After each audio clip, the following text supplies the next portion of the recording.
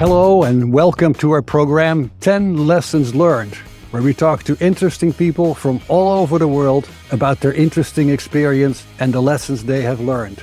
My name is Siebe Van Der Zee and I'm your host. I'm based in Phoenix, Arizona, in the beautiful Grand Canyon state, where I'm also known as the Dutchman in the desert.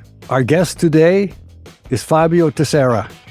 Fabio Teixeira is an experienced global business executive, a corporate board member, and a successful entrepreneur. He is the owner, president, and CEO of Gavi Excellence and Viga Excellence, managing a team of 30 franchised locations under the brands Supercuts and Cost Cutters, providing more than 1.5 million haircuts.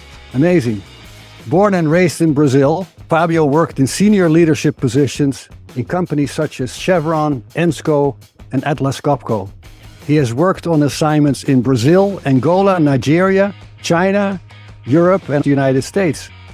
No surprise, perhaps, Fabio speaks multiple languages. He also serves on the board of directors for the March of Dimes. You can learn more about Fabio Teixeira on our website, 10lessonslearned.com. Hello, Fabio. Thank you for joining us. How are you doing? Hello, Siva. Thank you so much. I'm doing very well. Very excited to be here with you and your team. I think it's a great opportunity to share some of my lessons learned. Absolutely. And I'm glad you're part of it. I was so impressed. If I look at your career transition, of course, born and raised in Brazil, residing in the United States, you've lived in multiple countries. You worked for some very large global organizations, and now you have started your entrepreneurship with Cost Cutters and Supercuts. How did that evolve in your mindset from working for large companies to become an entrepreneur in the franchise organization? Well, it comes like naturally, right? And I think there's no rules or no paths that you can say when you start your career, right? So since the beginning, I always went to follow international career. So from the university to my first jobs and the initial tasks I took after graduation, I always were pursuing opportunities for international career. I always worked for international companies in Brazil. And that I started to get my first assignments when I was with Atlas Copco. I had the opportunity to live in Europe, in Belgium, Sweden. But I always said, hey, no, I want to go globally, right? I want to pursue that. When I was like 4 or 5 years in my career as an engineer, I pursued my MBA. And one of the best places to do MBA is in the US. When I was looking for the schools to apply, I was accepted to go to Thunderbird, which is #1 international management. So it was a perfect match for what I was pursuing, what I was preparing at that point. And after I graduated from Thunderbird, came the opportunity to go to one of the best industries, energy industry, through Texaco, that a few years later become Chevron, which could complement my desire to go globally. A couple of years ago, after being to different levels, different companies internationally, was a time in life that I want to be close to my family, a little bit more. My dad was sick and my kids were in high school getting ready for university. So in order to calm down a little bit, because I had too much travels, too much moving around in previous corporate jobs, I decided to leave the corporate for at that moment and pursue a business. I could not just sit and stay on hold, right? And when I started to look for opportunities, I kept my very open mind to see what was available. I was looking for something with P&L, something that I could manage, but at the same time could continue to pursue other activities. I was not creative enough to open my own business, right? So I started to pursue franchise and came this opportunity to buy a group of franchise. I never thought I would have like in the hair industry. But when I look at the business model, I thought it was a good fit for that time. And it started to go to that transition from corporate to business owner and entrepreneur. I never left the corporate 100% because I still work in the board. I still do a lot of mentoring for small business and medium companies. I also work with some startups. And I think it's a point in life where you can start to balance entrepreneurship with serving and sharing your experience through other type of activities like boarding or mentoring or consulting. And that's where I am today. It's very rewarding to be in that phase of life, right? Yeah, I like it. It makes sense. And of course, you mentioned the importance of family, right? Related to your parents, related to your children, that helped you motivate to start focusing on your franchise organization. At the same time, I agree that hands-on experience can be very helpful while you're serving on a board of directors. I can see that. So that's interesting. I want to talk about the 10 lessons, but before we get to the 10 lessons, I have another question. Is there something that you have learned in your life and your career that you wish you would have learned when you were 25 or 30 years old? It's a very good question because I think a career and life is very evolving. You always keep learning and improving. Sometimes if you're improving, you have to step back and learn again. Reflect on your question. I think there's one that is part of my 10 lessons learned. Learn to say no, right? I think sometimes when you're early career, we're so eager to do things, to show that you can do things, or even if you don't know, sometimes you want to pursue that you may say yes to a lot of things and your bandwidth become too tight. So I don't think that impacted in a way that my career was growing and developing, but knowing what I know today, there are maybe a couple of situations where I should have said no, or at least question a little bit more before I took over that task or that challenge. But I think it also was part of the learning, right? Because you want to show service, you want to show that you can do things. Sure. And that energy you want to do. We have to be careful. You're excited, you're looking forward, and at the same time, you have to manage all the other commitments that you have and the time that you have available. That makes a lot of sense. Yeah, it's difficult to say no sometimes for your supervisor, right? He's my boss, right? He's asking for something, and you don't want to say no. You want to say, no, I think I can take it. And sometimes it can overwhelm yourself, or you may create some challenges. Absolutely. Well, let's take a look at your lessons. And starting with lesson number 1, trust but verify. What are your thoughts on that? That's a very interesting one, right? Because I was doing some of this, but I never thought in that way until one of my last supervisors, like 7, 8 years ago, started to use this sentence. Trust but verify became very famous during the Reagan administration, right? In the context of the nuclear disarmament treaties, which US and Soviet Union agreed to reduce the arsenals. Yeah. But in part of the treaty was to have a compliance, to have a verification system, right? And when you start to reflect about that, almost everything you do, you may need to have a trust but verify. Think about when you get sick, right? You go to the doctor and there's a treatment or something more serious. You trust that doctor, but you go to a second doctor for opinion, right? Imagine today we have so many coders doing the job, sometimes remotely. They don't even meet each other. They don't know each one is in a different country, different place. But you have process when you review those codes and put together, right? Airplanes, right? Pilots and co-pilots. If you see part of their process, they do the same thing to make sure that things are in place. No, it's very relevant. No, I was the VP for HSE, the Health, Environment and Safety in the energy industry. Verification is key. Even if you have good tools, you have good policies, good procedures, you need to have ways to verify and be sure you are in compliance. It's also help a lot of driving accountability, because those that you be involved with know that you'll be verified, you'll be checked, right? It's a good, and sometimes you can think about even in small things, right? Think about your small task you get in your job, right? You're early in your career and your supervisor give a deadline of a month from now. But before that, he or she will say, okay, let's touch base 1 week from now. Show me your working progress. These are kind of trust verify, right? It doesn't mean that they don't trust the employee or the team they are working, but it's a way to ensure that you are in the right path, you are in the right lane, you are doing what is working. Like one of my companies where you have the franchise, right? We have to comply with the franchisor. We have to comply with the operation systems. We have to comply with the brands, part of being a franchisee. Yeah. So the franchisor has several systems to validate that the franchisees are doing the right thing. And in our company, we have some process to validate it. It can be a simple one, like every month or every 2 months, you have to change the collaterals for marketing, right? The things that go to the windows.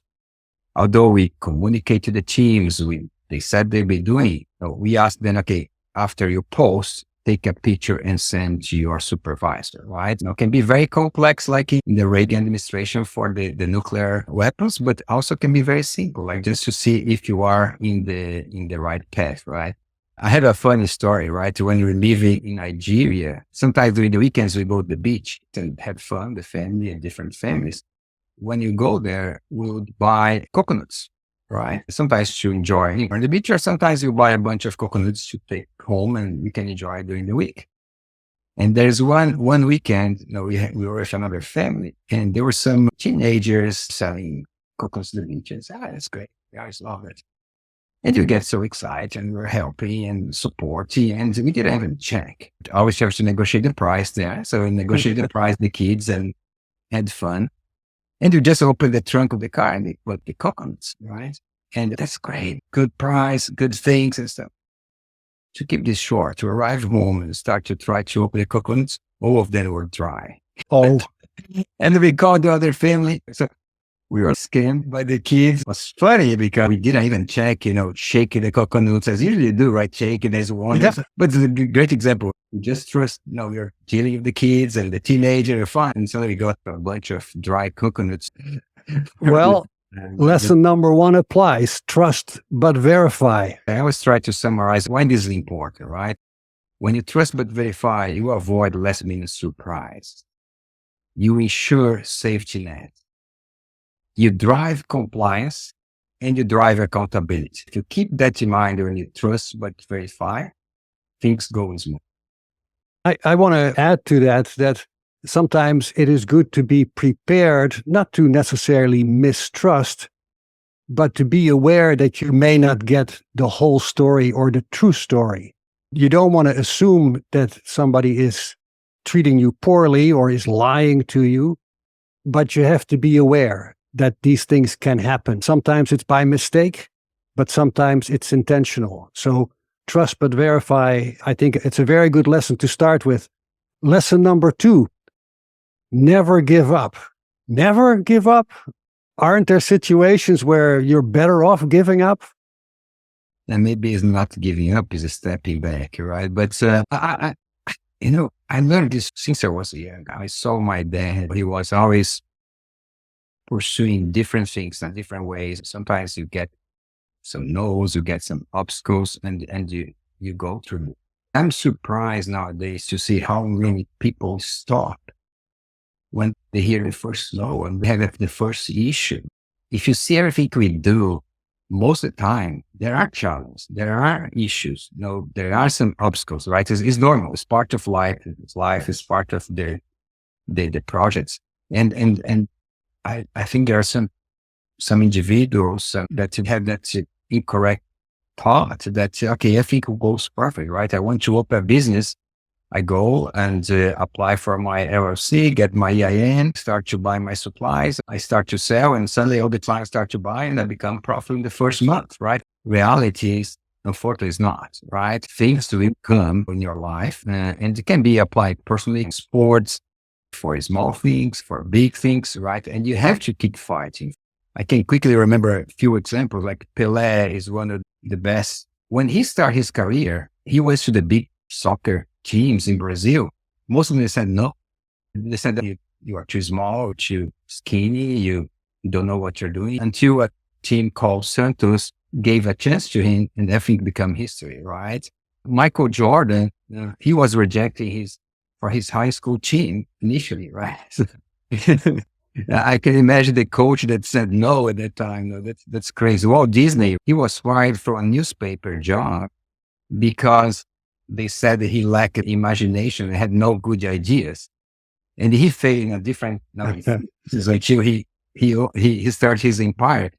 So sometimes we see just the good side of things, and we don't see what's happened to be where the successful people were, or very few exceptions, right? You have to keep going. In my case, I always try to plan in advance. You have to think in advance. What are the alternatives? What ifs? You have to expect the unexpected. You have to be prepared for that. You have to think about that in advance in a way that you can be ready for the obstacles, and have the mindset for that.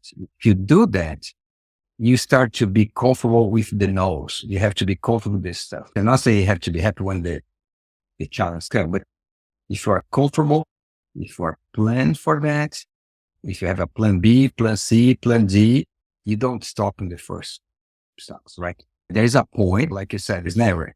Well, there are points that you try all the alternatives. Sure. And Sure.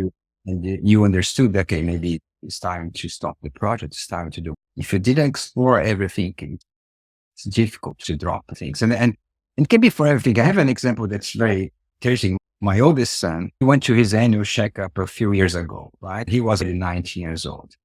He went to the annual checkup, regular stuff. A few months later, we get a bill, $500 bill for blood tests and few things, right? Which shouldn't be charged to him, which was his name because he's 19. And because there was no insurance in the charge. So I said, okay, you have to start to call because I cannot call on our behalf. So I'll be with you next door, right? First time you call, it's 1 hour, 1.5 hours to try to resolve. We think it resolved, but it was not. 3 months later, we start to get another bill. So he calls again. So this was like for almost a year, right? After 3, 4 calls, he started to be frustrated. I said, you did a summer job. Get $500 from your bank account, pay, and you don't have to call anymore. He said, let's keep calling. Never give up.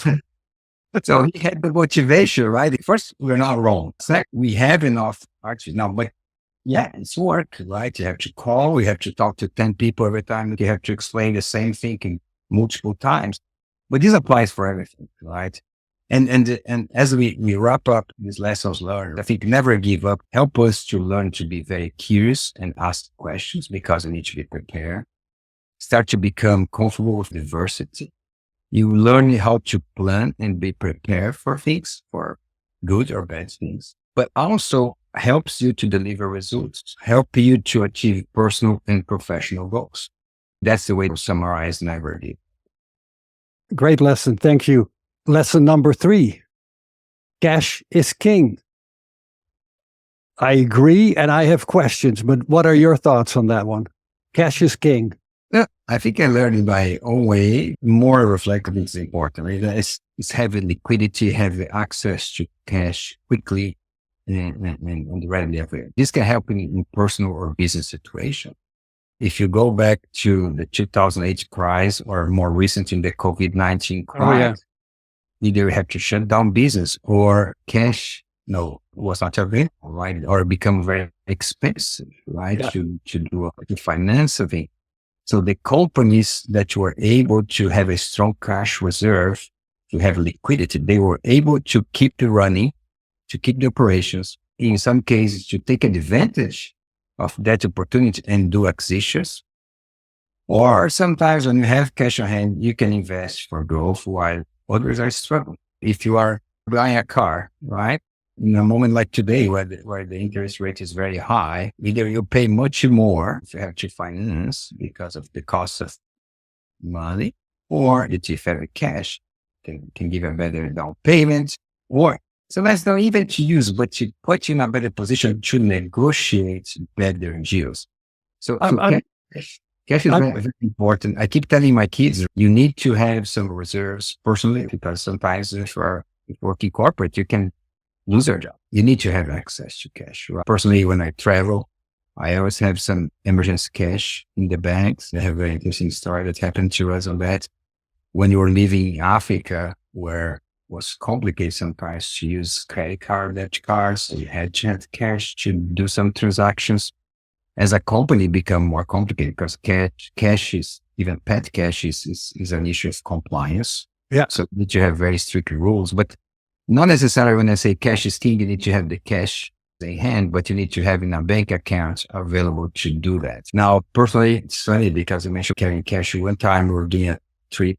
We lived 8 years in Africa, so we had a lot of experience in Africa, but we went to a very nice vacation with family in Tanzania, and everything went perfect for 1 week until the time to depart.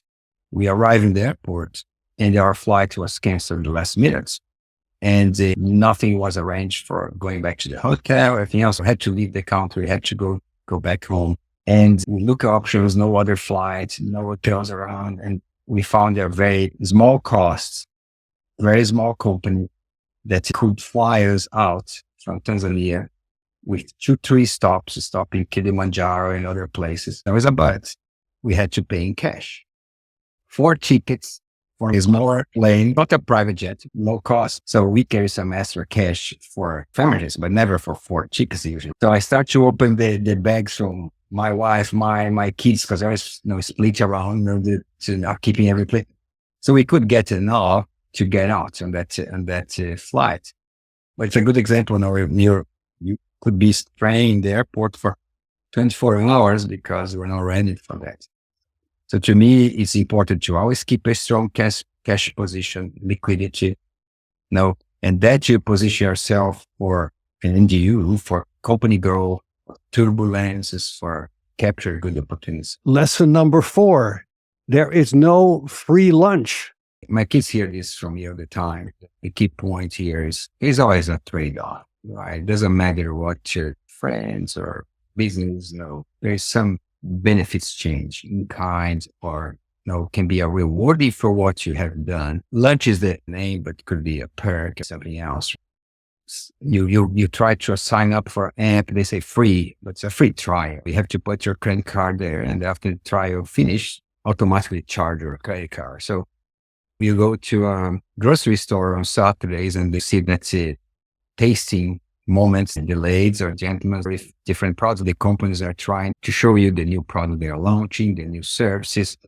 So in the end of the day, there is nothing for free, right? I mean, my dad will say when I come back home and say, hey, my boss bought lunch or gave me a new t-shirt. The company say, that's great. But remember, there's no free lunch. They recognize your hard work. They are keeping you motivated. They are keeping you incentivized to retain you.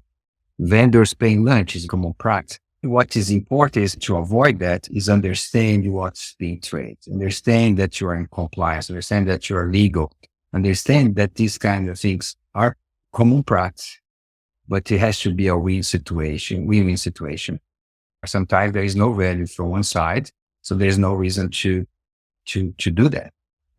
Now, if I put in summary, right, to me is important because ensure that you understand what you are getting. Ensure that what's the step beyond. When you reflect, it helps you to identify the trade-offs. What each one is getting here. Help to find your win-win situation, right?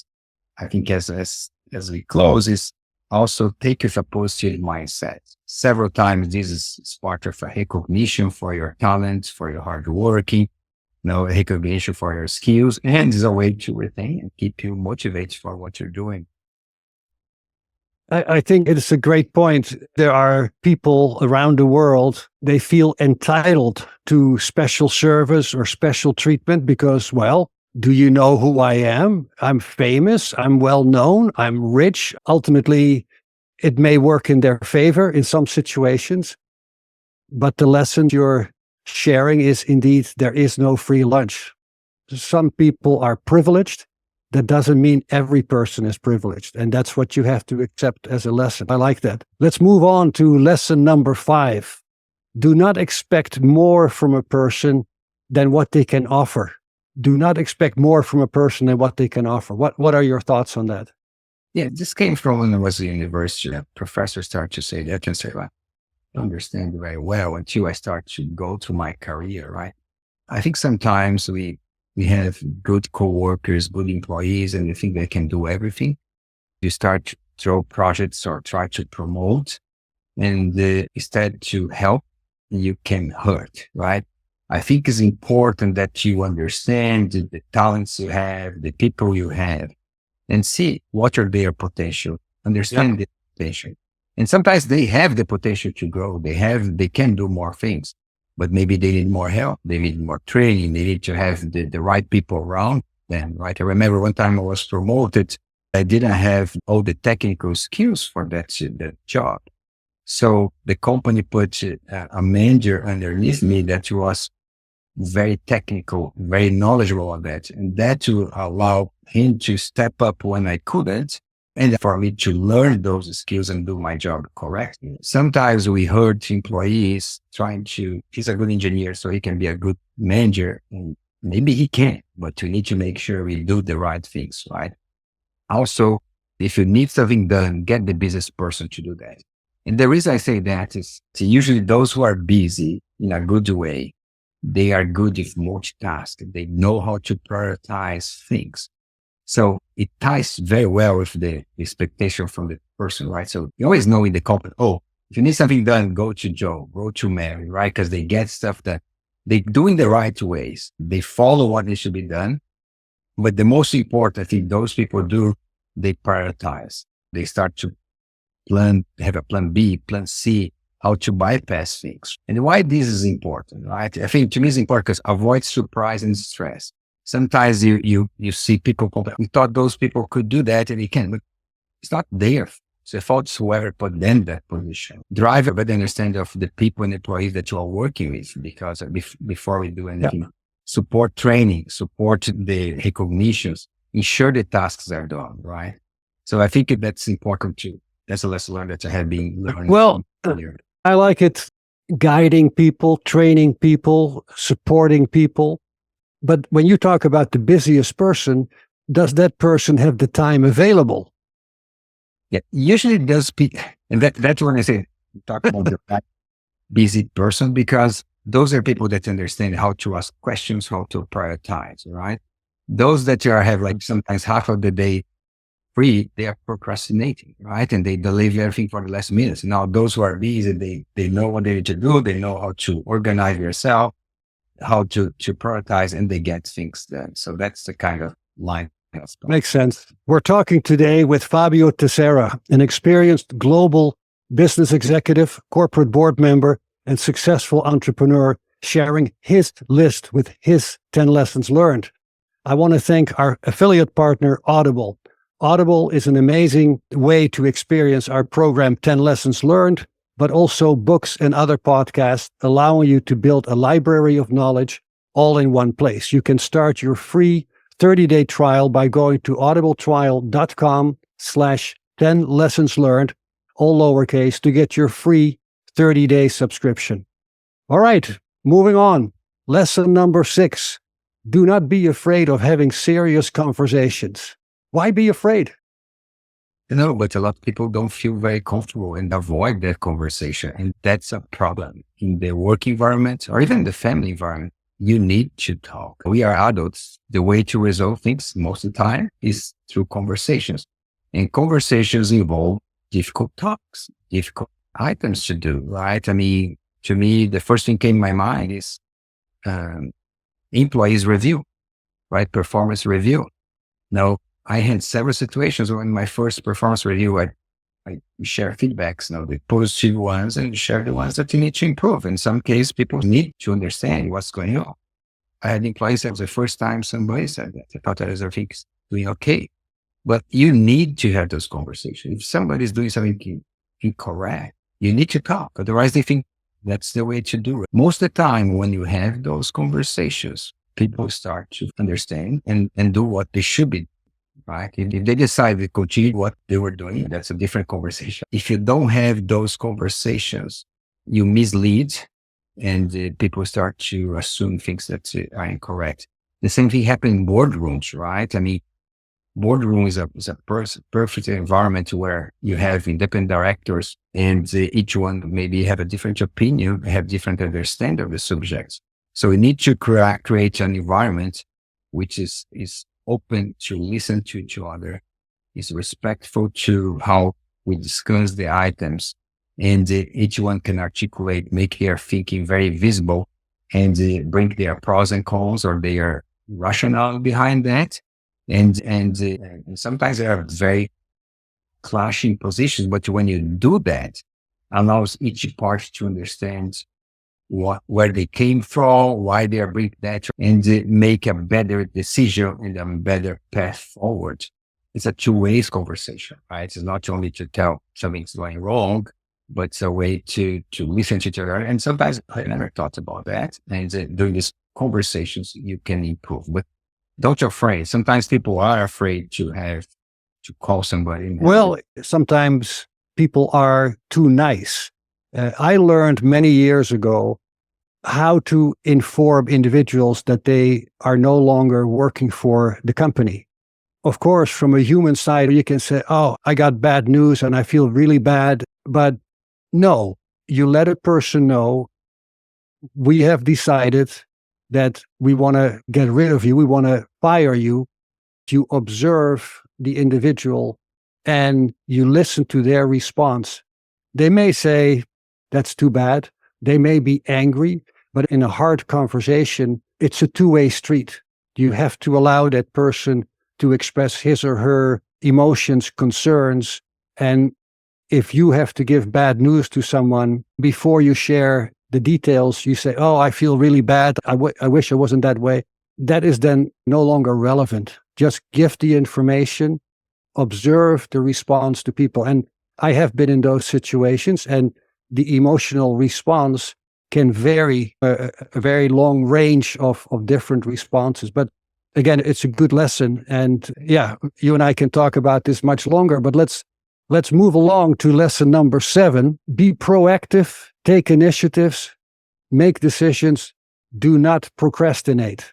You see, some of my lessons are correlated, right? I mean, you can put in buckets, but they are correlated, right? So to me, this is important in the sense is we hear sometimes, oh, my company didn't do this, or my dad didn't do this. Hey, you have to take initiative. You can take the power in your hands, right? Oh, but it costs money or take time. Well, you have to make time. There are ways to get the support you need to do a training. I mean, most of the developed countries, you have ways to finance your training or to do for free. You can access. So if you want to get things done, if you want to move forward, you need to take initiatives. Training is a good example, right? You can build skills without waiting for somebody asking you to do this. Is it because they know the company may need, or because it's a place that you want to go? But it can be other things, right? I mean, you have to explore these paths. Now, if you're in a project, if you're a project manager, if part of the project, don't come with the problem only, right? Problems will come, but think about solutions. Even if you cannot make the final decision, you come to your supervisor, you come to your board, you come to your company and say, hey, we have this issue, acknowledge the issue, understand the issue. Myself or the team have thought about different alternatives. We want to discuss more and go forward with other options, or maybe somebody can propose something different. It's important to be proactive, take the initiative and try to push. Now, the third one is make decisions, right? Because I have seen cases where companies lose money or miss opportunities because you keep dragging to make the decision for different reasons. It can be because they don't have enough information, because they always want something else. Oh no, I'm not ready to make a decision. No, there's a point in time you have to make a decision. Either it's a yes, a no, walk away, etc. But you need to do. And that ties to the don't procrastinate, because it is the opposite of be proactive, right? Those who procrastinate can be knowledgeable, but because they wait until the last minute, if a challenge comes, you don't have time to overcome. You don't have a way to put your plan B in position, and cause a lot of stress, right? When you have this situation. If you follow this lesson learned, right, you always helping the others. You always work in the teamwork. You can always, keep learning. Being proactive means also ask if to join other projects. You have your own projects. Ask it you want to learn something else. People love to have volunteers in their team. Say, yeah, I can spare 2-3 hours of my day or my week to help you guys. It also helps you to be ahead of challenges and issues, right? So I think it's very relevant. And as you grow in your career, it's very important to be comfortable to make decisions. Yeah. Let me ask you, Fabio, is this something that you have learned and applied throughout your career? Because you have a very diverse career. We talked about that. So being proactive, taking initiatives, Is that something you did when you were in your 20s and in your 30s? Or is it something that you learned over time? Or is it just part of your personality? I believe it's part of my personality because from the beginning, I thought I always want to be the global career. So I pursued an MBA, international management. The company didn't sponsor me. So I decided to do Exactly. for that. So sometimes you have to take the risk. You have to make a personal decision to go, to pursue your dreams, pursue your child.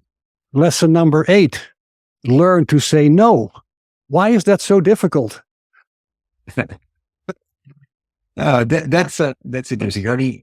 Like I said, that's one thing I probably could have learned earlier. When you think about early career, it's very common, right? Whatever your supervisor asks, you say, yes, no, let's do, I can do. Because they want to show first, you want to show you can do things. And we have all that energy. But what I see is sometimes people abuse, sometimes supervisors, co-workers, friends, take the opportunity and start to do things that there's no need for you to, either because it's not priority, either because it's their job, right? Or something they don't like to do. And they say, hey, give it to Siebe or Fabio because they always say yes. I don't suggest we need to be the person that people say, oh, he's the no guy, right? Because I'm not saying Exactly. what I think is important to know and learn how to say no in the right time. Now, if your supervisor comes say, hey, I need to get this done by the next 2 weeks, but your plate is full and you're struggling. No, ask the question, okay, you just gave me 2 tasks last week. I'm finishing those. Which one is priority? Should I drop one and do the third one? Or can you help me with more resources because I cannot take this 3 for the deadline? When you ask that question, you're not saying no yet, but you ask this question. Whoever is key in that task, you reflect and say, oh, I'm sorry, I forgot I gave that to you. Or you're right. I mean, it's too much stuff, but this is more priority than the other one. So stop project number 2 and let's prioritize this one, and I'll get to Joe or Mary to help you to get this done, right? So I think it's very relevant. It's an art, even for negotiations, right? Sometimes you want to sell something or make an agreement and you start to accept everything else. You have to be careful, right? And sometimes not to say no in the front of the other party immediately, but hey, Sure. I need some time to digest and see if it financially makes sense or for your objectives make sense, that agreement or to sell in that situation. Sometimes after you digest and talk to others, discuss, it may worthwhile to say yes for a thing, or sometimes say, hey, yeah, this one doesn't work. It's a no, but we have something in between that may work for both parties. I can see in a business environment, if you are a junior manager, it is tough to say no.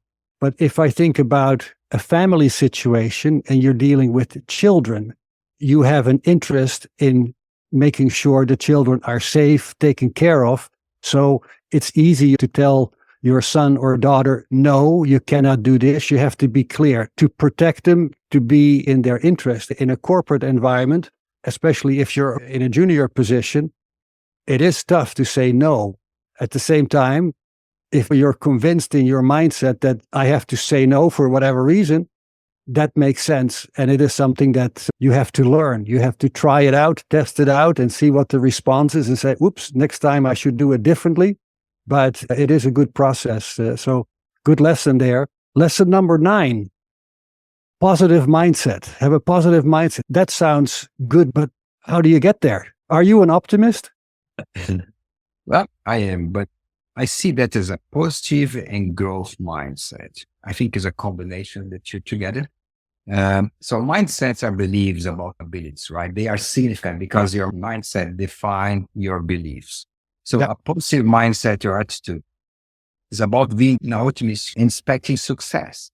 Now, it doesn't mean success immediately, right? But you already start to think about, start to imagine, right?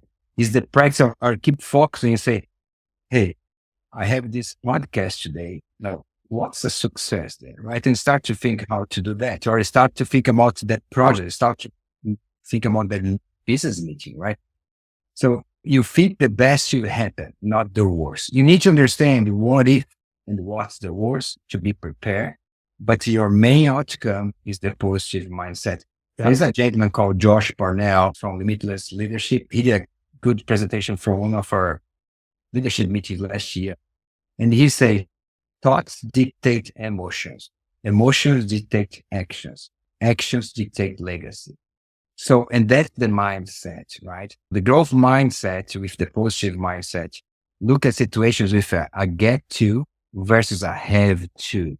So you go into much more optimistic approach and creates this positive intent, right? So you really have your mind pushing for that. I apply this all the time.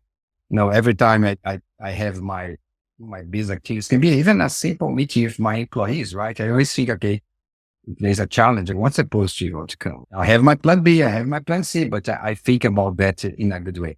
The positive and growth mindset goes and aligned to this because you have to do things different. You have to think how to achieve that. And it's very important, right?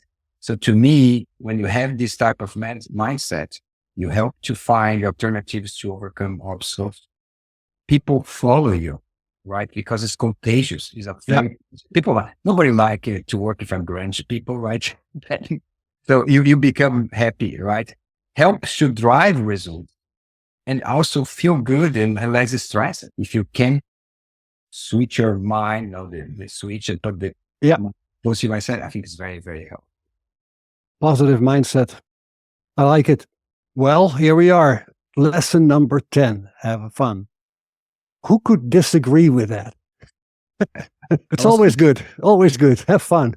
I was concerned to put back because probably I think I haven't watched all the podcast, but I think probably it's a very common one. I think it's whatever we do, right, in life, you need to be enjoying. The definition of having fun, joy is different for people, but to me, it's to enjoy every moment. We don't have every time good things happen and stuff. Everybody has issues. Every life has challenges.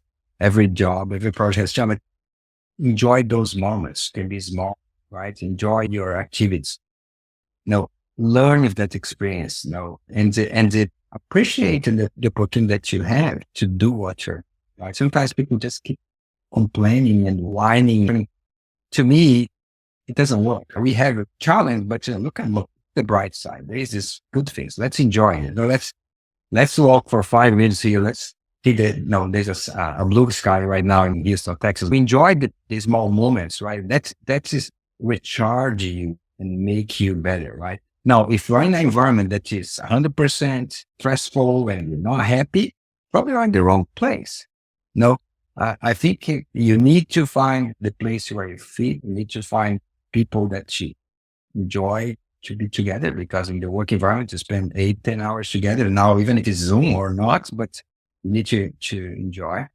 So ensure that your activities are satisfying your goals, right? Or the path for your goals. Sometimes you have good people around you are having fun, but you'll be selling burgers every day. Is that what you want? Or is create the opportunities for you to grow, right?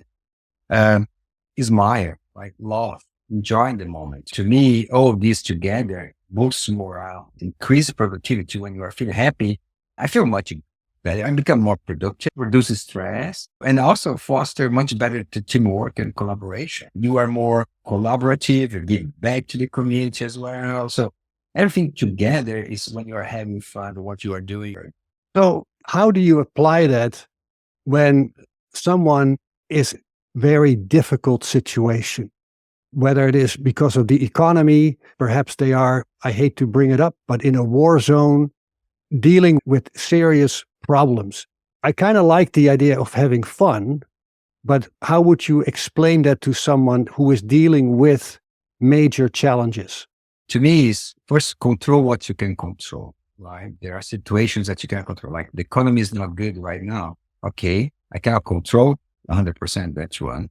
But what I can control, like I can control my expenditures to spend less and be less stressful with my bank account.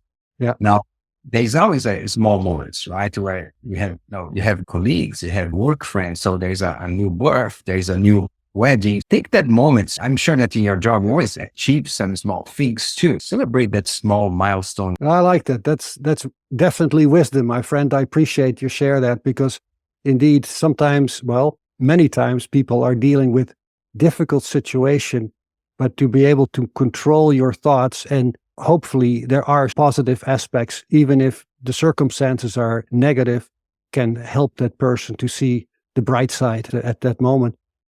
I do have another question for you. Fabio, are there any lessons in life that you have unlearned, where you have decided, I got to do things differently? It's another good question, Siebe. Sometimes we try to be perfect, to do everything right 100%. And I'm not saying you shouldn't do things right, but there's a 80-20 rule. Sometimes you need to reach a point and move on. But when you start, you're on your first job or a new job, sometimes you want to make sure everything ties together. And that can harm sometimes. Maybe take too long to do things. You become too detailed and cannot do all the other tasks. To me, it's important to manage things. I just read another article, there's another rule called the 5x5 rule. If that thing is not important 5 years from now, you shouldn't take more than 5 minutes. I like it. I think that's something I have to learn, right? I mean, yeah, and again, I'm not saying don't do the right things, don't try to try everything perfect, but sometimes it doesn't need to be perfect. It needs to be the right fit for what you need. I like it. Great lesson. Thank you, Fabio. Thank you for joining us today and for sharing your lessons and your wisdom with our global audience. Much appreciated. In closing, you have been listening to our international program, 10 Lessons Learned. This episode is produced by Robert Hostry. As always, we are supported by the Professional Development Forum. Special thanks to our production team members, Yi Wang and Cody Como. Our guest today is Fabio Teixeira, sharing his 10 lessons. Fabio is an experienced global business executive, corporate board member, and a very successful entrepreneur. Don't forget to leave us a review or a comment. You can also email us at podcast@10lessonslearned.com. I hope you will subscribe so you don't miss any future episodes. And remember, this is a podcast that makes the world wiser, lesson by lesson. Thank you, and stay safe.